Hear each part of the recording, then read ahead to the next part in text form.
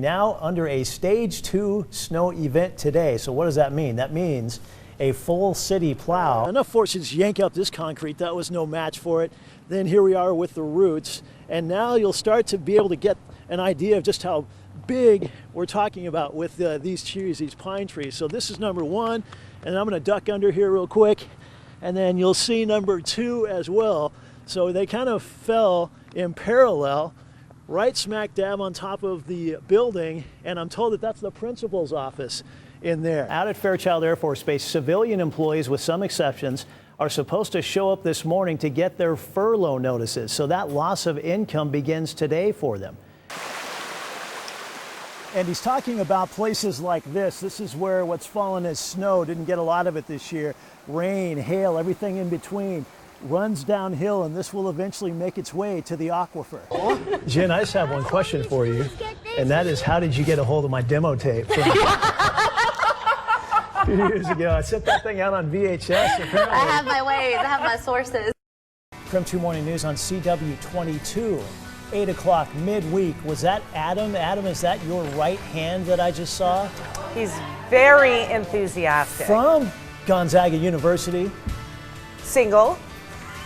I don't know if Adam he likes wanted you me to throw that in there. Yes, I don't know if he wanted you to broadcast that to he said it was fine. Everywhere between Montana to Central Washington, down to Oregon, up to Edmonton, where we're on as well. We have I don't think Adam wanted that. Hashtag date Adam. There you go. All right, we'll get to more on that and everything behind the scenes in a minute. But first, it is 8:01. I'm Laura Papetti, along with. How have your matchmaking skills gone to Laura. To this date so far? How are they?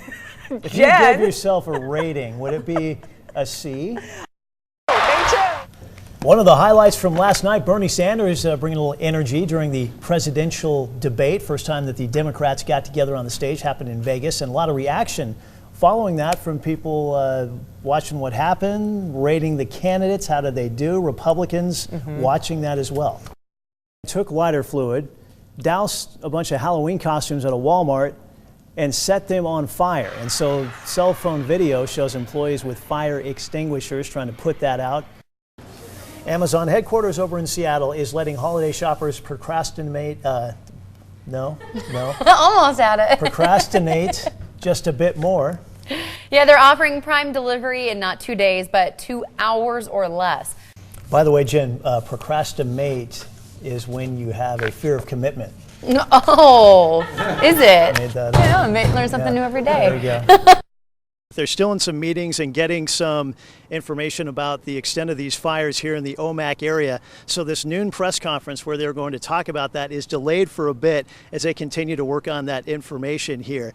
In the meantime, earlier today, a lot of these folks in the Omak area north of town where these fires are burning, if they wanted to protect their property, it was up to them.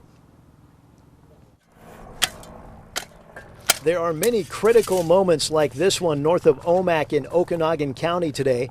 Michael Whitley's working to stop a fire from jumping a road with his property on the other side of it. He's been up all night to try to keep that from happening. With these south winds, it's going to burn straight to Omak, so keep it contained. As people do here, he got some extra help. Dina Snell drove by, put her pickup truck in park, and used her hands to help throw dirt on the fire. Devastating. Extremely devastating. People are exhausted and they're not giving up. In some areas, there was nothing standing in the way of the fast-moving fire. It burned through several trailer homes in this area northwest of town. And while property is lost, many chose to heed evacuation orders and get out of there with their safety intact. You've been on some fires before and haven't really seen much like this, huh? Never seen any fires like this. There's more of them. And the whole northern part of this state is covered with fires. And now it's creeping down toward you. It is there, you might say. It's already there.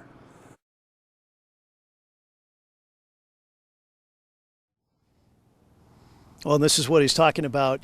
This is Omak, and then we see this huge fire here, and then another one also north of town.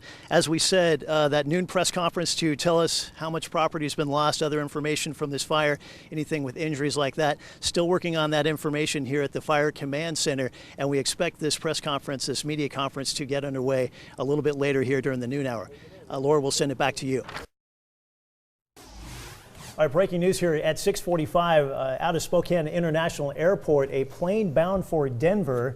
We've heard from two people now, slid on some ice and into a snowbank. So KREM-2 News has a crew headed out there to check on the situation. Now, one of the people we're in contact with said that everyone seems to be fine after this plane slid, but as Katie's been talking about, some freezing rain, some slick conditions out there this morning. Situation. I'm going to send it back to you guys in the studio. All right, Molly, and so we have two different shots, and that's the wider shot you're seeing there. That's kind of what Molly's looking at. Let's go back to that other shot that we had, and that does show some more detail. You can see some definite activity there from the rear right of the aircraft with people, it looks like, moving in and out.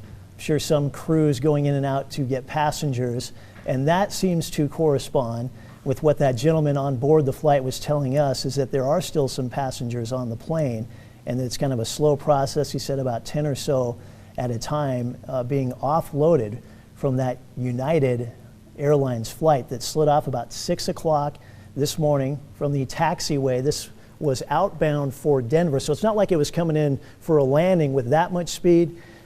It was taxiing at the time. What we're looking at now live is you see in the front one of those emergency vehicles escorting a couple of the shuttles. So if you go out to the airport, maybe gone to the North Shuttle lot, that looks like one of those vehicles, two of those vehicles that they have brought into service just for their capacity to get those people off the plane.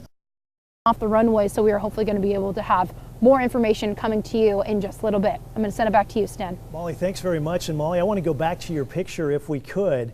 And maybe if we could in the booth, could we lose the graphics there on the bottom? The reason I want to do that is that gives you some idea there of the surface and then where the plane ended up. So we heard from spokesperson Todd Woodard earlier that it wasn't too far off. You know, from the wide perspective, it kind of looks like it went off into the field, you know, maybe 10, 20 yards, but that does not appear to be the case. It looks like the rear tail of that aircraft was still positioned over the tarmac, and you can see that's why they chose that one particular exit to get the portable stairs to start offloading these people. Now, Molly made a good point as we spoke to the Spokane International Airport spokesperson Todd Woodard, who said, if you have a flight in or out of Spokane or somebody coming in, contact the airline to try to figure out what to do next to get around this emergency, because right now all flights are canceled until further notice, until they can make sure that that surface is safe once again.